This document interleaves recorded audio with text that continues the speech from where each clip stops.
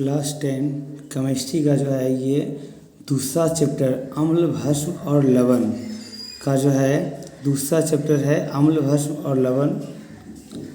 इसमें जो है 3 वीडियो ऑलरेडी बना चुके हैं, ये चौथा वीडियो है। अगर आप पिछला वीडियो नहीं जाके देखे हैं तो आप जाके देख सकते हैं, ठीक है। लिंक जो है इसमें दिया हुआ होगा। बोल रहा है कि लवण क्यों कहते हैं, क्या कहते हैं, लवण जो है पिछले जो है और भी पढ़ा दिया चुका है। ये चैप्टर 2 का जो है केमिस्ट्री का चैप्टर 2 का जो है दूसरा चैप्टर का जो है चौथा वीडियो है, ठीक है। तो देखते हैं लवण किसे कहते हैं।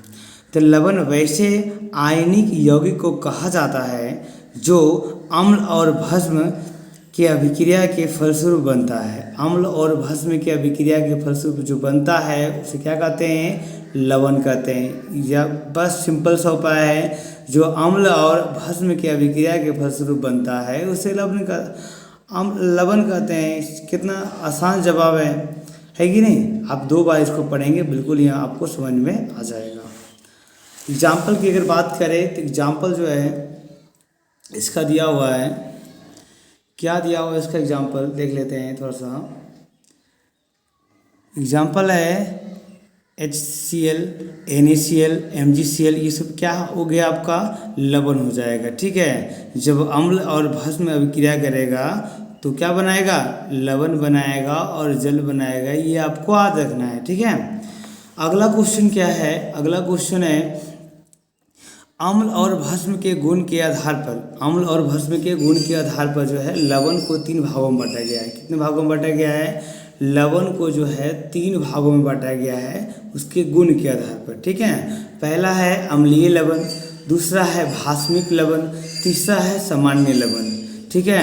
पहला क्या है, अम्लीय लवण है, दूसरा है भास्मिक लवण, तीसरा है सामान्य लवण। तो ये 3 भागों में बांटा गया है। अम्ल और भस्म के गुण के आधार पर जो है लवण को जो है 3 भागों में बांटा गया है, जिसको हम बारी बारी से जो है पढ़ेंगे, ठीक है।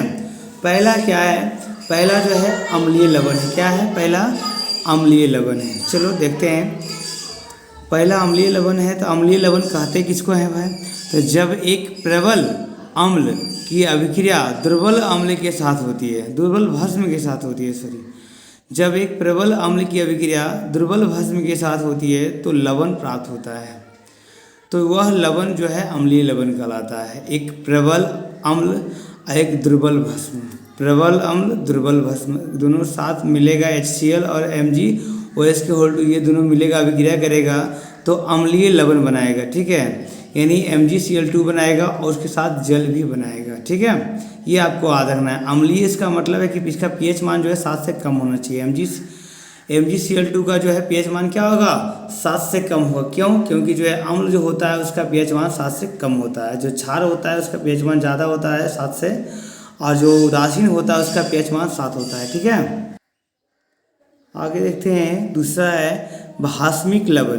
दूसरा क्या है, भास्मिक लवण है। जब एक दुर्बल अम्ल की अभिक्रिया दुर्बल भस्म के साथ कराने पर जो लवण प्राप्त होता है वह भास्मिक लवण कहलाता है। कितना आसान है, जब एक दुर्बल अम्ल की अभिक्रिया प्रबल भस्म के साथ कराया जाता है या कराने पर जो लवण प्राप्त होता है उसे क्या कहते हैं, भास्मिक लवण कहते हैं। बिल्कुल ये आसान है। देखो, दुर्बल अम्ल और प्रबल अम्ल, दुर्बल अम्ल ये हो जाएगा आपका और प्रबल जो है भस्म ये हो जाएगा। जब दोनों अभिक्रिया करेगा तो ये भास्मिक लवण बनाएगा या जल बनाएगा, ठीक है। H2SO4 है और प्लस NaOH है, अभिक्रिया करेगा तो NaSO4 प्लस H2O बनाएगा। अगला जो है H2CO3 है, अभिक्रिया करेगा किसके साथ, प्रबल भस्म हो जाएगा, NaOH हो जाएगा, इसके साथ अभिक्रिया करेगा तो क्या बनाएगा, देखो सॉरी क्या बनाएगा बताओ, तो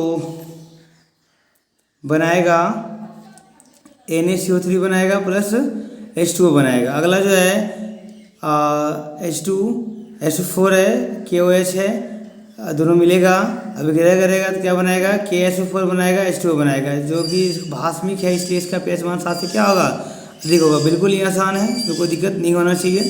एक बार फिर से देख लेते हैं, भास्मिक लवण किसे कहते हैं, जब एक दुर्बल अम्ल की अभिक्रिया दुर्बल भस्म के साथ कराने पर जो लवण प्राप्त होता है वो भास्मिक लवण कहलाता है। भास्मिक यानी इसका पीएच मान 7 से जो है अधिक होगा। क्या होगा? एग्जाम्पल है। ठीक है, अगला तीसरा देखते हैं क्या है। सामान्य लवण है। क्या है तीसरा? जब एक प्रबल अम्ल की अभिक्रिया प्रबल भस्म के साथ कराने पर जो लवण प्राप्त होता है वह सामान्य लवण कहलाता है। एक बार फिर से देखते हैं। जब एक प्रबल अम्ल की अभिक्रिया प्रबल भस्म के साथ कराने पर जो लवण प्राप्त होता है वह जो है सामान्य लवण कहलाता है। एग्जाम्पल की बात करें, एक प्रबल भस्म अम्ल है और ये भस्म है। देखो यहाँ पर जो है एग्जाम्पल दिया हुआ है, बहुत ही आसान है। प्रबल अम्ल है, ये प्रबल भस्म है, अभिक्रिया करेगा तो एक सामान्य लवण बनाएगा, उसके साथ जल भी बनेगा। ठीक है, NaHCl प्लस NaOH जो अभिक्रिया करेगा तो NaCl प्लस H2O बनेगा, और HCl प्लस KOH अभिक्रिया करेगा तो KCl प्लस H2O बनेगा। ठीक है, ये सामान्य लवण है, इसका pH मान 7 होता है। क्या होता है इसका pH मान? 7 होता है। अम्लीय लवण का pH मान जो होता है वो 7 से कम होता है। भास्मिक लवण का pH मान 7 से अधिक होता है, और सामान्य लवण का pH मान जो है बिल्कुल 7 होता है। कितना होता है? 7 होता है। अगला क्वेश्चन की बात करें तो क्या है कि साधारण नमक का निर्माण कैसे होता है और इसका रासायनिक नाम क्या है। साधारण नमक का निर्माण कैसे होता है और इसका रासायनिक नाम क्या है, उसका सूत्र भी लिखना है। ठीक है, तो बिल्कुल ही आसान है सूत्र लिखना।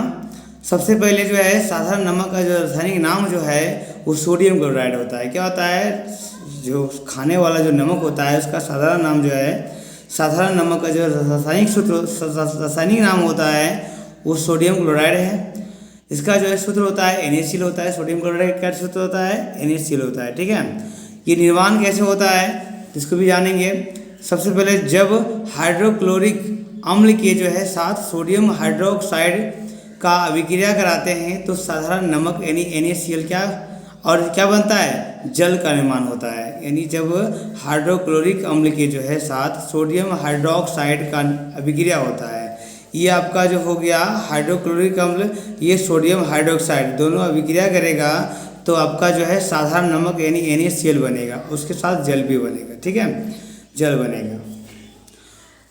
अगला देखते हैं क्वेश्चन क्या है अगला, कि साधारण नमक में अशुद्धि के रूप में कौन कौन से तत्व रहता है। साधारण नमक में जो है अशुद्धि के रूप में जो है कौन कौन से तत्व रहता है, तो इसका जवाब हो जाएगा CaCO3 यानी कैल्शियम कार्बोनेट, MgSO4 यानी मैग्नीशियम सल्फेट, MgCl2 यानी मैग्नीशियम क्लोराइड, और Na2SO4 माना सोडियम कार्बोनेट।